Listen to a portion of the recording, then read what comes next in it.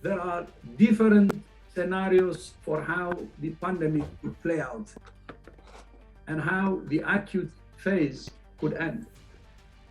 But it's dangerous to assume that Omicron will be the last variant or that we are in the end game. On the contrary, globally, the conditions are ideal for more variants to emerge. We can end COVID-19 as a global health emergency, and we can do it this year.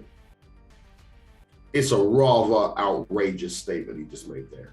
And surely not long ago they said that they're going to put COVID-19 in the influenza. In the family of coronaviruses Yes, that are classed as seasonal viruses. You're expecting it to happen every year anyway.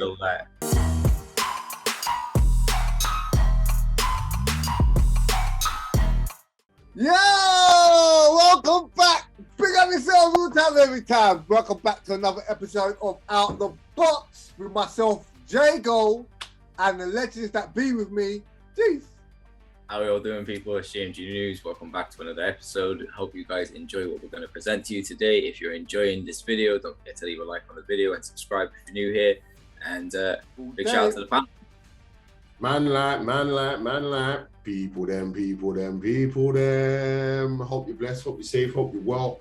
I hope you enjoyed the episode. Big up the panel. Make sure you like, subscribe, share, all that good stuff. Let's get going, man. Let's do this. So, back again, season 3, episode 2. Guys, reactions. We love it. We love it.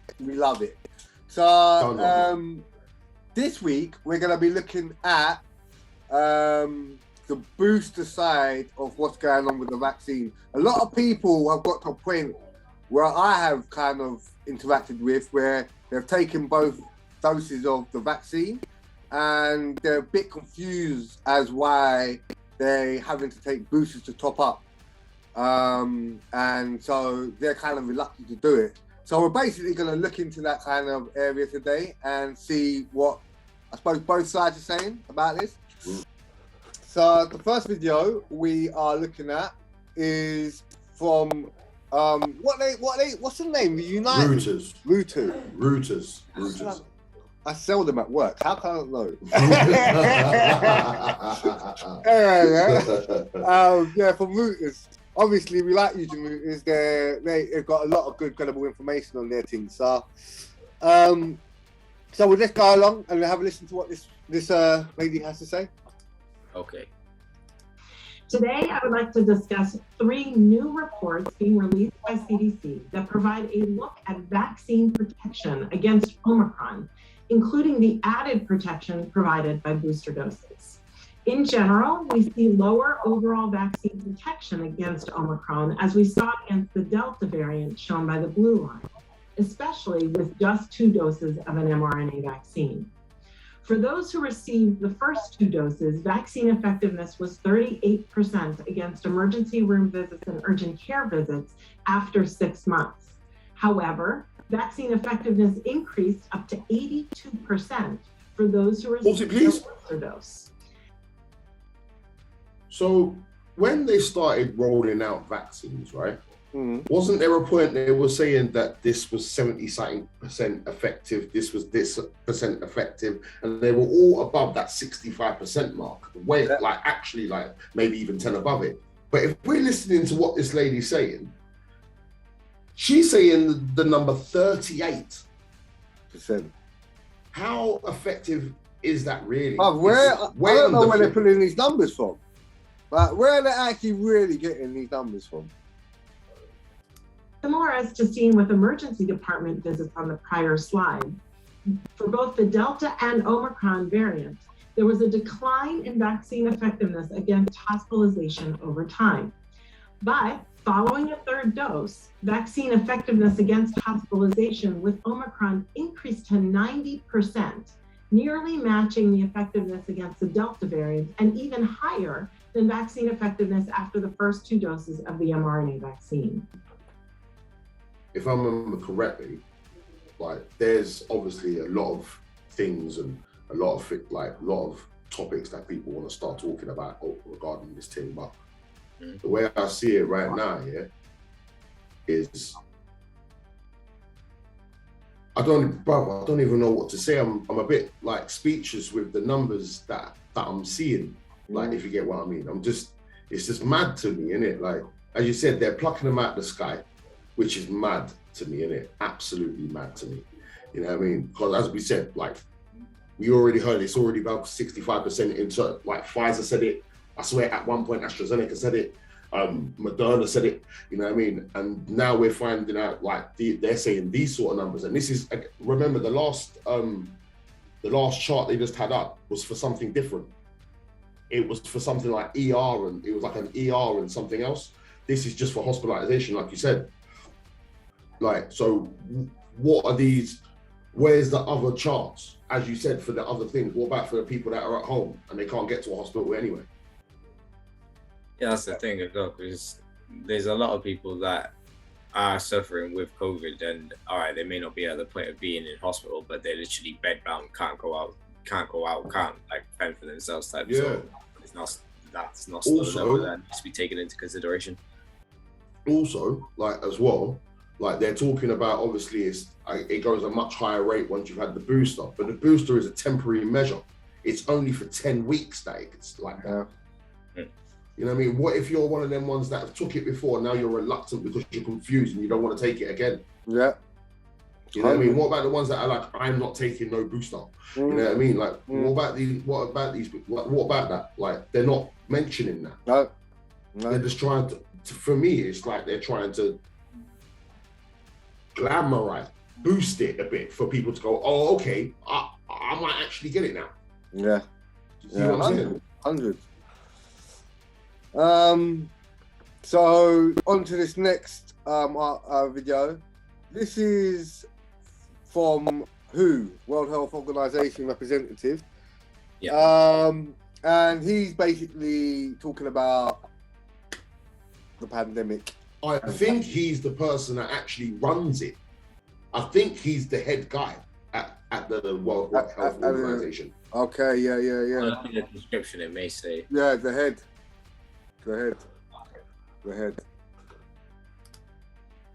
There are different scenarios for how the pandemic could play out and how the acute phase could end. But it's dangerous to assume that Omicron will be the last variant or that we are in the end game. On the contrary, globally, the conditions are ideal for more variants to emerge. I wonder why that is. Listen, everyone gets vaccinated. Let's just make sure that this has to mutate. Let's just make sure these guys, man. Yeah, but here's the thing as well, yeah, like we've already kind of covered it a little bit on an earlier episode. Yeah, if anything, I think either the last episode or the episode before that, where we talked about variants. You know what I mean? And we know for a fact there's variants that might be classed as de-escalated now. Yeah. But what happens if that one mutates? Ones that were unaccounted for and ones that were unreported. Exactly. Like there's some that haven't even been labelled yet. As we know, there's some that has not even been labelled yet. And we know not all of the Greek alphabet has been used yet. Yeah. Because that's what they're using to label these variants. And the other maddest thing is that, mate, we've been living this for however long since we've been born. Like, now they just put it on TV, there's no difference. Like, it's still an influenza that's going around doing what it does. Like, all you're doing is adding petrol to the fire. Like, if people live their lives and live more healthy. Not even petrol, bro. Liquid paraffin, mate. Yeah, they use. It winds me up every so often. But yeah, let's listen to what your brethren's got to say, yeah? Yeah. Change the course of the pandemic. We must change the conditions that are driving it. If countries use all of these strategies and tools in a comprehensive way, we can end the acute phase of the pandemic this year. we can end COVID-19 as a global health emergency, and we can do it this year. What does that look like? You pause it. It means achieving. That is a rather large promise you're trying to give right there, mate. You can't say See that. what I'm saying? It's impossible. That's You can't say that. That's very, very. That's the To same. me, as that's far fetched. That's far fetched, man. That's the same as just basically saying just keep calm and just carry on. Just this is normal. This is just. That's like me telling the Okay. both of you two right now. Yeah, I'm gonna put you both on the moon by the end of the year. Yeah. Bro, we all know that's not gonna happen. Also, It depends, innit? If you go down to the pound store and buy like a little toy moon, and then you just chuck it underneath me and GM, then we're on the moon, aren't we? It would be a toy. It would break. That's fine. We're still on the moon. It might break, but we were on there for a second, didn't it? Anyway, carry on. What we said, GM? yeah, some false sense of security is going on. He shouldn't be promising things that he has no way of fulfilling, and especially I know people like us wouldn't believe what he says, but there are people that would deem him definitely. to be credible because of obviously his position. You know what I mean? So I think he should be taken more seriously. I will class it. He should just be more I will careful class how that. he word things, if anything, because he's quite frivolous how he's talking about it. But yeah, It's a rather outrageous statement he just made there.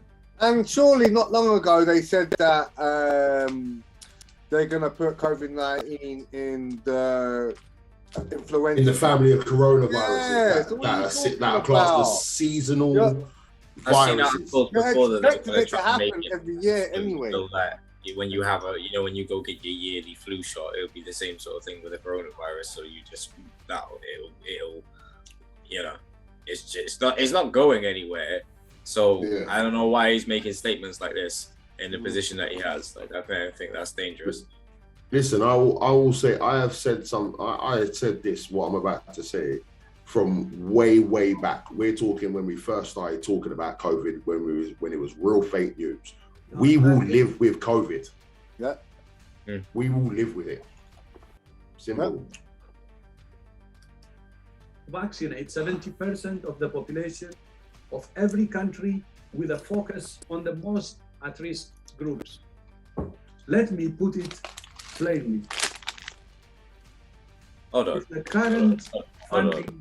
funding Did he just say? continues, WHO is being set up to fail. The paradigm shift in world health that's needed now must be matched by a paradigm shift in funding the World's Health Organization. Oh, so you want money?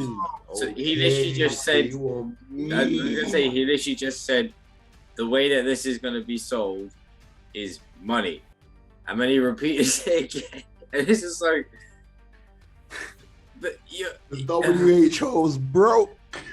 Yo, my cousin, bring me some peanut, run me some money. So they're not big pharma, no, they're not trillion-dollar businesses, but okay. Now, here's the thing with Big Pharma, though. Big Pharma, they're all out for themselves. Each company's out for themselves to be the biggest company. You know what I mean? These lot are trying to say, we want to help the country, but to help the country, you need to give us this. Like, you see what I'm saying? Here's another thing, yeah? Ain't that the same person that actually said, we need to go into a cashless society? Is your aunt? Yeah. Well. Give us money. Money. So, again from Reuters, big up Reuters. This was obviously posted January 11th. So, quite recent. I forgot to say. 20 days ago. Don't forget to subscribe, guys. Make sure you like and chuck some bars in the comments for us, man. Yeah, Get man. involved. If you don't, yeah. If you agree, if you don't agree, yeah, you know how you do. Yeah, all day, every day. One, B.Dot. So, again, yeah, like quite recent, January 11th. It said 20 days ago. to do with healthcare and pharmaceuticals. So the EU drug regulator expresses doubt on need for fourth booster dose. Yeah, as we can see, like European Medicines Agency. So from Reuters of January 11th, the European Union's drug regulator on Tuesday expressed doubts about the need for a fourth booster dose of the Covid-19 vaccine and said there is currently no data to support this approach as it seeks more data on the fast-spreading Omicron variant. While use of additional boosters can be part of contingency plans, repeated vaccinations within short intervals would not represent a sustainable long-term strategy. The European Medicines Agency head of vaccine strategy, Marco Cavalieri, told a media briefing. The EMA raised concerns that a strategy of giving boosters every 4 months hypothetically poses a risk of overloading people's immune systems and leading to fatigue in the population. What are people saying about that right now? Well, all the different things that are inside of all these different vaccines, right? Aren't some of them at some point going to counteract and somehow cause, like, you know, health complications with people? Everybody is different, and I would generally think that someone being vaccinated at a substantial rate is not going to do a lot of good for their immune system, because your immune system got to adapt once you've been vaccinated, and then you're then getting another vaccination, and there's so many different factors into it. And the thing is, all these people are getting vaccinated, and I know people that are getting vaccinated and still getting COVID, so I choose no for that. I mean, the big sales part of it, the vaccination, is not being hospitalized and put in ER. That's what their sales pitch is. That's why people are getting vaccinated. It's not because it's going to stop them getting COVID, and it's not because of any of that, because people must know now, innit? Like, people who's been jabbed have had COVID. They must know, innit? Like, it doesn't stop them from getting COVID either. So I think the big sell is the fact that you're not going to be hospitalized or you're not going to go into ER, innit, and have the possibility of death. Here's the thing though, I do find there are still a lot of people that have been vaccinated, and if you haven't been totally vaccinated, you are the bane of their life. You are a danger to the world. I think that's crazy, man. That's at least what it is. Yeah. So they're trying to get 70% of the world vaccinated, and already, if you know that, you know, the vaccinated are already doing that, isolating and, you know, dismissing and like kind of segregating themselves. If you're gonna have 70% of the world against 30% of the world, that 30% is just gonna have to surrender and comply in the end. That's why they want. That's why they want so much. Well, they're trying. So Cavalieri also said more data on the impact of the new variant on vaccines and the better understanding of the evolution of the current wave were needed to decide whether an Omicron specific vaccine was needed. Sorry, people. It is important that there is a good discussion around the choice of composition of the vaccine to make sure that we have a strategy that is not just reactive, and try to come up with an approach that will be suitable in order to prevent a future variant. He said. The EMA said it was currently in conversation with vaccine developers in case there is a need for an updated vaccine, but added that any such change would need to be coordinated globally. If you're enjoying it. Yeah, I mean, that article there, you know, it's very true. First of all, they need to come up with something more sustainable, but come on, man. Like, good hygiene, good health is sustainable, man. You don't need to be dumping on medicine.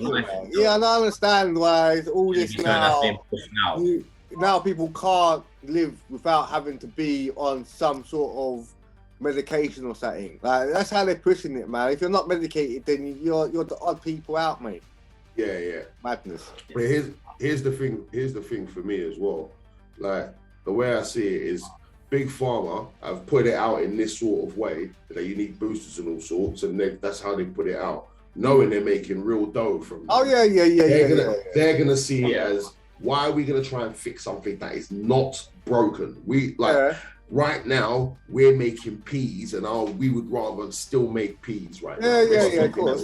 They're not gonna stop business for people's feelings. Don't come into play when it's trillions of dollars. Of course not. Anyway, shout out to Reuters. Once again, we've got another one of their documents here. So, EMA lists rare spinal conditions as side effects of AstraZeneca COVID-19 shot. Boom. So let's have a look into this. So, healthcare worker holds a vial of AstraZeneca Oxford University COVID-19 vaccine at the Pentland Medical Practice in Curry, Scotland, Britain, January 7th, 2021. So this was fairly recent, so this wasn't like an outdated result. So January 14th, Reuters, a safety panel of European drug regulator on Friday recommended as a rare spinal inflammation called transverse myelitis as a side effect of AstraZeneca COVID-19. So what are we saying about that already? Well, we know that there are rare side effects which are very fatal. Like it is life-changing, isn't it? And I'm not surprised. I think if anything, go on, honestly. I think this information should be more readily available for people, because obviously this was a specific site where this had to be found, and like obviously last time, like with the vaccination, when I read off the information about certain things that were inside of it and side effects. I think this information should be made more readily available to people. It shouldn't be like something where you have to go and find it, if you get what I'm saying. Yeah. What was you gonna say, B? I hear that. Well, I just think like the thing that's not, it makes me chuckle, but it's still worrying at the same time, is if you notice, like, we already know England's got it mad wrong in it, like over this COVID thing. You know what I mean? Even down to their vaccine, because this is Oxford AstraZeneca. This is England's vaccine. Yeah. You know what I mean? And this is the vaccine that that every other vaccine and all these other companies have kicked to the curb. No, we're not using that. You know what I mean? And the thing is, like, the more when they've done that, now all these things are coming out, and like at first it was like, oh no, it's just blood clots. You know what I mean? Oh, it's not just blood clots, it's this as well. Oh no, it's not just them two, it's that as well. But no, it's just that. Don't worry, it's just that. And then more and more, and now we're finding out more and more rare ones are starting to pop up. Yeah. Like, so it's, to me, it's laughable at one point, but at the same time, it's very worrying, man. Of course. You know what I mean?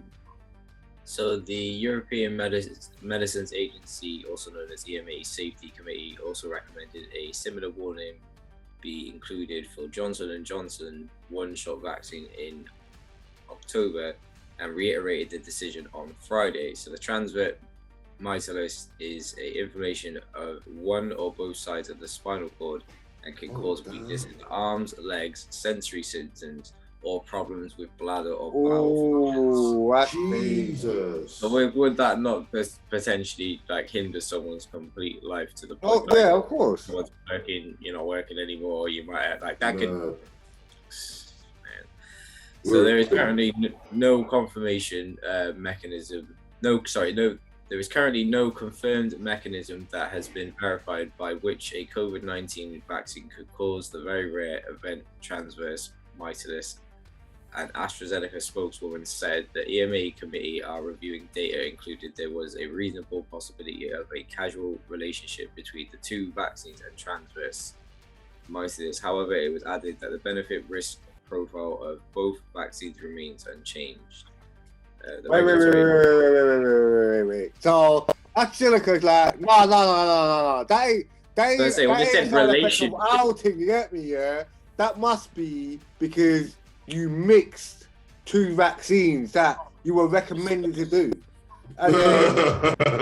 But however, it added the benefit-risk profile of both vaccines, remains unchanged. So although it causes this, like they think, well, the benefit way outweighs this. So it doesn't matter. No one knows. Yeah, it's all good. Yeah, it don't matter. It's all good.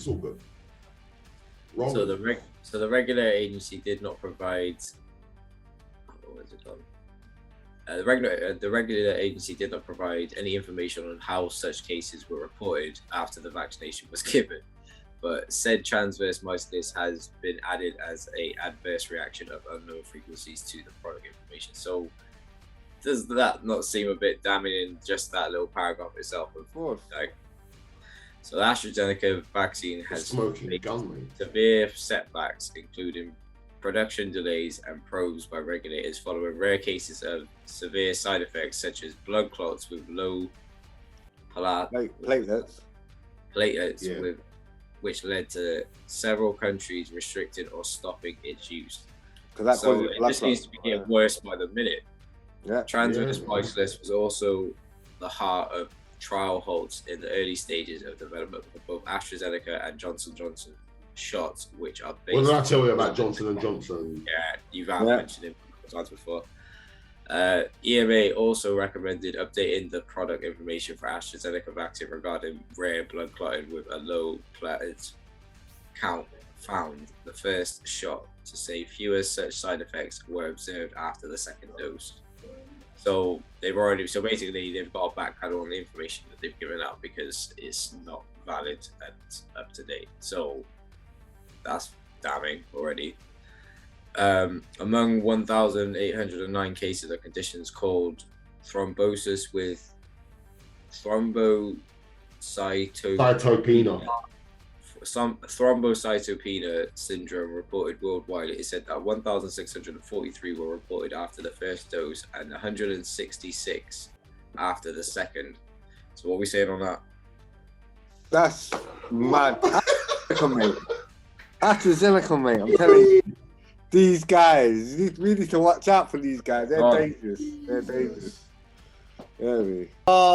This last video is about cannabis compounds. Jeez, we all love this. Well, I do anyway. Jeez.